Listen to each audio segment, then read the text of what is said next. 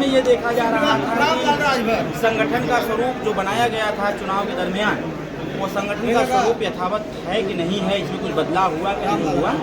तो आज इसी की समीक्षा की गई है और समीक्षा के साथ साथ जो सुहेलदेव भारतीय समाज पार्टी ने मुहिम चला रखा है कि उन जातियों को, जो जातियां अपने अधिकार से वंचित हैं, सामाजिक, शैक्षणिक, राजनैतिक और आर्थिक दृष्टिकोण से जो जातियां वंचित रह गई हैं, या जो पिछड़े और पिछाड़े गए लोग हैं, जो सरकार बनी, जिस लोगों को वोट दिया, सरकार बनाया, सरकारों ने उन समाज को, उन जातियों को छलने का काम किया। ऐसे समाज से कैसे हम लोग एकजुटता बनाएं, उनके साथ कैसे वार्तालाप करें, वार्तालाप करके उनको सुहेलदेव भारतीय समाज पार्टी की विचारधारा के बारे में बता करके सुहेलदेव भारतीय समाज पार्टी के साथ जोड़ करके उनकी उन छोटी बड़ी समस्याओं को देखते हुए लड़ाई लड़ने का काम जो सुहेलदेव भारतीय समाज पार्टी ने भी आज अपने कार्यकर्ताओं को। क्या वजह रहा कि घोषी आपको?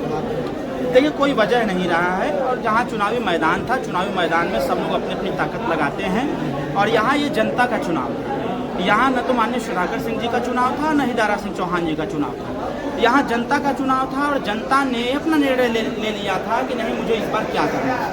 यहाँ अगर बीएसपी बहुजन समाज पार्टी पूर्व की तरह चुनाव लड़ गई होती तो यहाँ सबको अपनी ताकत का अंदाजा हो गया होता और हमारा प्रत्याशी भारतीय जनता पार्टी और सुहेलदेव भारतीय समाज पार्टी का प्रत्याशी बम्पर वोटों से चुनाव जीतता। सिर्फ यहाँ पर बहुजन समाज पार्टी अगर अपना प्रत्याशी दे दिया होता था।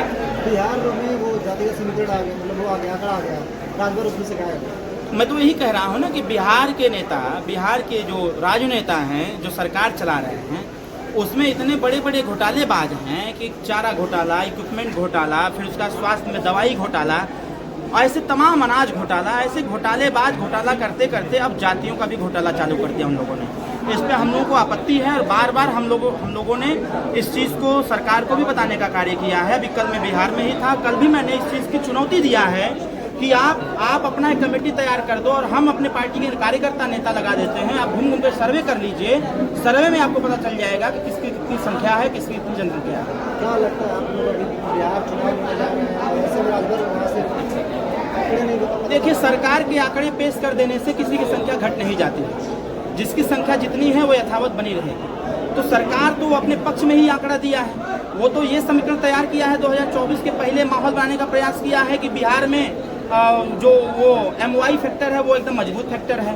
तो उनको ये भी पता होना चाहिए कि MY फैक्टर के बाद 27% जो आरक्षण की बात वो कर रहे हैं, 27% OBC, उसके बावजूद इस चीज़ का ध्यान रखना चाहिए कि 36% वहाँ पर पिछड़े समाज के लोग हैं। अगर जातिगत जनगणना हो गई उनके द्वारा अगर कराई गई है तो 36% जिसकी सबसे ज़्यादा आबादी है उसका मुख्यमंत्री होना चाहिए।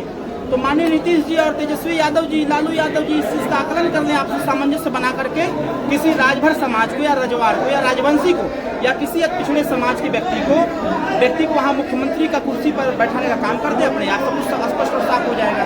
आपने कहा कि अखिलेश यादव को चिट्ठी पानी में डूब देना चाहिए, क्यों ऐसा? देखिए, अखिलेश यादव को मैंने इसलिए कहा, इस बात को मैंने इसलिए कहा कि अखिलेश यादव जी विदेश से पढ़ करके आए और जब वो विदेश से पढ़ करके आए तो यहाँ पर आकर के जिस शैक्षणिक व्यवस्था में परिवर्तन लाना चाहिए था, तात्कालिक समस्याओं के अनुसार उनको परिवर्तन करना चाहिए था, उस पर न करके बल्कि उन्होंने यहाँ के बच्चों की मानसिकता को दबाने का प्रयास किया। जिन बच्चों के बैग में लैपटॉप और टैबलेट होना चाहिए था, उन बच्चों के झोले में थलिया, गिलास, कटोरी अगर दिलाने का काम किसी ने किया तो अखिलेश यादव जी ने किया। इसलिए मैंने कहा कि उनको तो चुल्लू पर पानी में डूब मरना चाहिए और योगी जी से सीख लेना चाहिए कि जो मजदूर के बच्चे हैं, गरीब के बच्चे हैं, ये अच्छी पढ़ाई कहाँ पढ़ पाएंगे। और योगी जी से सीख लेते हुए ये देखे होते कि जिस प्रकार से अटल आवासीय विद्यालय का गठन करके 18 मंडल में सरकार ने बना दिया है और उसमें बच्चों की पढ़ाई भी हो रही है, उसमें मजदूर के बच्चे पढ़ रहे हैं, गरीब के बच्चे पढ़ रहे हैं, दलित पिछड़े के बच्चे पढ़ रहे हैं, वंचित वर्ग के बच्चे पढ़ रहे हैं।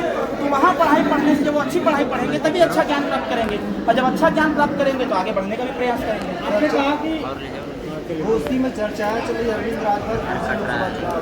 देखिए, चर्चा हमको हमारे पत्रकार साथी कर रहे हैं या फिर जो लोग भी कर रहे हैं, हम उनको धन्यवाद देते हैं कि वो लोग उस लायक हमको समझ रहे हैं, लेकिन अभी उस प्रकार कोई हमारा मन मिजाज नहीं है। सुहेलदेव भारतीय समाज पार्टी सदैव संगठन पर काम करती है। यह संगठन सिर्फ चुनाव के लिए नहीं होता है, ये संगठन दल को मजबूत करने के लिए भी होता है। इसके साथ साथ इस संगठन से जुड़े हुए लोग या फिर गांव में रहने वाले वो जो गरीब तबके के लोग हैं उनकी समस्याओं के समाधान के लिए संगठन तैयार किया जाता है और संगठन तैयार हो रहा है। यहाँ की चर्चाएं अगर इस प्रकार की हैं तो चर्चा करने वाले लोगों को हम बधाई देते हैं, धन्यवाद देते हैं कि चर्चा जारी रखें। मैं तो मन से कहा कि मंत्री कब बनेंगे वो हमारा विषय है, और मंत्री उनका डेट मैं जानता हूँ। वो जब गठबंधन हमारा हुआ एनडीए की बैठक में हम और नेताजी गए थे, एनडीए की बैठक के बाद ही तय हो गया था कि वो डेट कौन सा है जिस डेट में शपथ लेना है नेताजी को। वो मैं जानता हूँ, हम जानते हैं, नेताजी जानते हैं, लेकिन बस इतना ही कह सकते हैं कि नेताजी मंत्री जल्द ही बनेंगे। नेताजी जो है चुनाव जीतेंगे, मंत्री बनेंगे। देखिए, कोसी चुनाव जीते चाहे हारे वाला कमीशन है, लेकिन ये तो तय है, 100% तय है कि मंत्री तो दोनों बनेंगे, मंत्री तो दोनों बनेंगे। और मंत्री सिर्फ इसलिए नहीं बनेंगे चुनाव हार गए, मंत्री इसलिए बने हैं कि जो चुनाव में घूम घूम करके जो 81,000 लोगों ने वोटवा दिया है, जिस गौवा को हम लोग जीते हैं, जो घूम करके हम लोगों ने समस्या नोट किया है, उसका समाधान कौन करेगा भाई? जो रास्ते खराब है, जो नाली खराब है, आदरी में बताइए, आदरी में आज तक प्राथमिक विद्यालय नहीं है, उस आदरी का प्राथमिक विद्यालय कौन बनवाएगा? अब इस पर जब हमने वहाँ कमिटमेंट किया है, हमने कहा है कि नहीं प्रयास करेंगे कि सरकार से हमको सरकारी विद्यालय बनवाने का काम करवाया जाए, कौन करवाएगा? तो जो हमारा मंत्री रहेगा तभी नहीं करवा पाएगा। तो आपको भी लगता है कि जो सरकार वादा कर रही है कि हर घर विकास हो रहा है, सबका साथ उसका विकास हो रहा है, अभी उतना विकास हुआ नहीं जितना होना चाहिए? देखिए, समाजवादी पार्टी और बहुजन समाज पार्टी की 8 बार की सरकार ने इतना चाप के विकास किया था, इतना चाप के विकास किया था कि गरीब खाए बिना मर रहा है। ये अनाज का घोटाला करने वाले लोग गरीब को खाए बिना मुआने पर विवश हो गए। थाने पर जिस प्रकार से धनुगाही हो रहा था, इन तमाम तरह की जो समस्याएं थी, जो छोटी मोटी समस्याएं थी, ये विकास वहीं पर बाधित हुआ, ये विकास वहीं पर इस योगी सरकार में वहीं पर बाधित हुआ जहाँ पर समाजवादी पार्टी का विधायक था। वो पैसा लूटने के चक्कर में खाली पड़ा, कॉन्ट्रैक्ट उसको मिल जाए, टेंडर उसको मिल जाए जो हमको हमारा परसेंटेज देता, और जो परसेंटेज के पीछे पड़ेगा वो विकास नहीं कर पाएगा। अगर विकास देखना है तो जहुराबाद जाकर देख लीजिए। जहुराबाद में ओम प्रकाश राजभर जिस प्रकार से सर्वांगीण विकास कराने का बंदोबस्त किए हुए हैं, वहाँ की सड़कें बोलती हैं, वहाँ के गरीब बोलते हैं, हमको क्या बोलना, वहाँ के गरीब जनता बोल रही है, वहाँ के गाँव के लोग बोल रहे हैं कि जो काम आज़ादी के बाद ओम प्रकाश राजभर ने करा दिया वो कोई नहीं करा पाया। तो कहीं ना कहीं मेरा कहने का जो तात्पर्य है, ये समाजवादी और बहुजन समाज पार्टी और कांग्रेस पार्टी के द्वारा जो किए गए कुकृत्य थे विकास के साथ वो इतने जटिल थे कि उसको सॉल्व करते करते, उसका समाधान करते करते हमारी योगी सरकार जी को साढ़े 6 साल हो गए। मुझे पूरा विश्वास है कि 5 साल का कार्यकाल यूपी को, उत्तर प्रदेश को उत्तम प्रदेश बना करके ही दम है। क्या कारण है कि आज भी जो बनवासी और बासकोट परिवार के बच्चों को नहीं पढ़ाया जा रहा? जानते हैं इसका कारण बस यही है, अखिलेश यादव को मजबूत लोग दिखते हैं, मायावती जी को मजबूत लोग दिखते हैं। इसलिए 3 अक्टूबर 2013 का हाईकोर्ट के फैसले को बार बार हम लोग कहते हैं। हाईकोर्ट इसी बात को कहा कि वो बनवासी, वो बासखोर, वो नाई, वो गोंड, वो कहार, वो पाल, वो प्रजापति, राजभर, बिंद, केवट, मल्लार, ये सभी जो चौरसिया समाज के जो लोग हैं, जो शैक्षणिक स्तर पर पिछड़े गए लोग हैं, ऐसे लोगों की शिक्षा कैसे मिलेगी?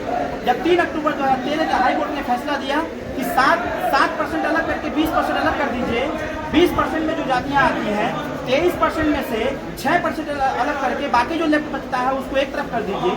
जब तक आरक्षण का वर्गीकरण नहीं होगा, जब तक आरक्षण का विभाजन नहीं होगा, तब तक इनके बच्चों को शिक्षा भी नहीं मिल पाएगी। लेकिन हमारी सरकार, हमारे नेता इस पर पहल कर रहे हैं, और ऐसे बांसखोर के बच्चे, बनवासी के बच्चे, नाई के बच्चे, गोंड के बच्चे, ऐसे लोगों को मुझे पूरा विश्वास है आने वाले 2024 लोकसभा चुनाव के बाद ऐसे बच्चे अच्छे स्कूल में पढ़ते हुए नजर आएंगे, और ऐसे बच्चे बेफर से कबूतर नहीं बल्कि बेफर से कंप्यूटर पढ़ने का कार्य करेंगे।